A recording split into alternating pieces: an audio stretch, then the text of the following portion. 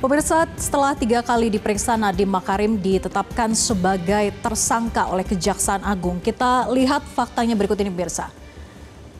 Rentetan pemeriksaan terhadap Nadiem Makarim, kita ke grafis berikutnya.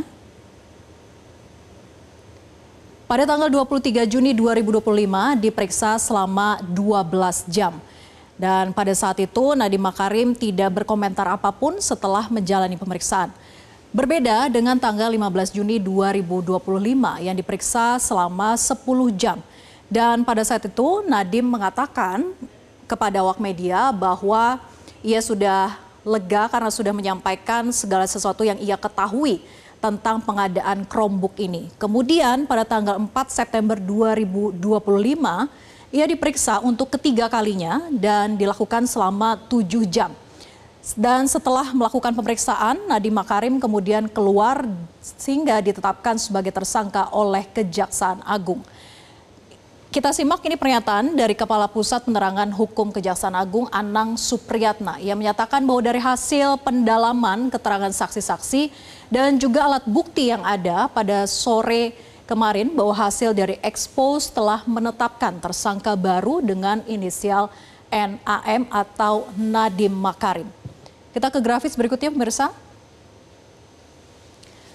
Bahwa setelah menjalani pemeriksaan dengan 120 orang saksi dan juga 4 orang ahli, inilah basis yang digunakan oleh Kejaksaan Agung untuk menetapkan Nadiem Makarim sebagai tersangka pada 4 September 2025.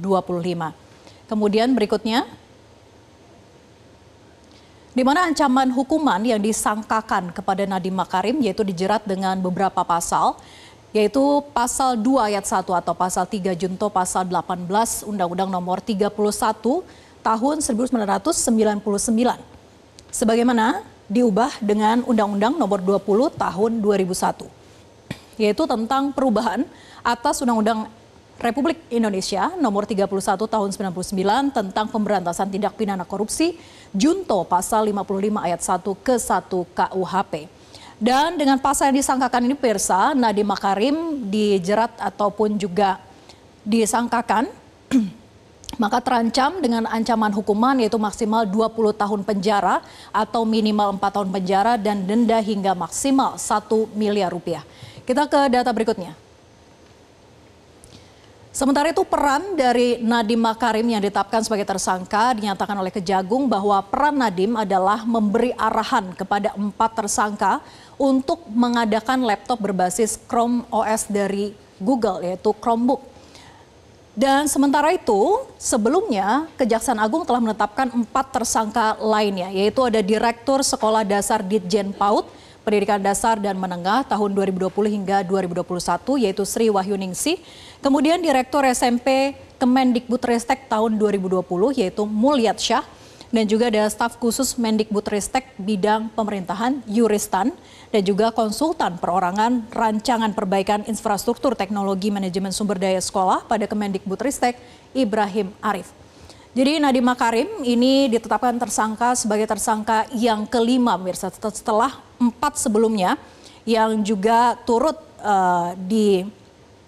disampaikan oleh Nadiem dan ikut dalam sebuah forum Zoom yang mana saat itu Nadiem mengatakan bahwa pengadaan laptop Chromebook ini harus diadakan. Maka disitulah Kejaksaan Agung melihat peran Nadiem Makarim untuk memberikan arahan kepada 4 tersangka untuk mengadakan atau pengadaan laptop berbasis Chromebook ini. Demikianlah At Large untuk kali ini, pemirsa. Usai jeda, Metro Siang. Jelajahi cara baru mendapatkan informasi. Download Metro TV Extend sekarang.